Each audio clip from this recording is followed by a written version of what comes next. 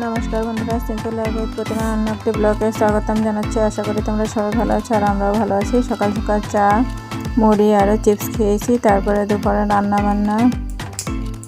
রান্নাবান্না পালং শাক, বেগুন আলু দিয়ে একটা সবজি বানাচ্ছিলাম, কুমড়ো ভাজি আর ডাল বানাচ্ছি। এই ছিল দুপুরের মেনু। তারপরে দুপুরের খাওয়া দাওয়া কমপ্লিট হওয়ার পরে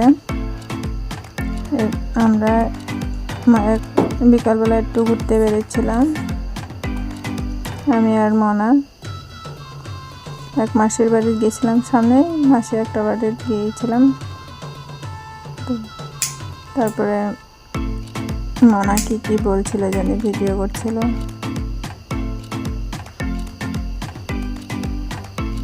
আর চারিদিকে দেখো গাছপালা, কি সুন্দর পরিবেশ, ভালো লাগে। রাস্তা দিকে একটু বাইরে গেলে ভোরবেলা ঠান্ডার জন্য বাড়ানো হয় না,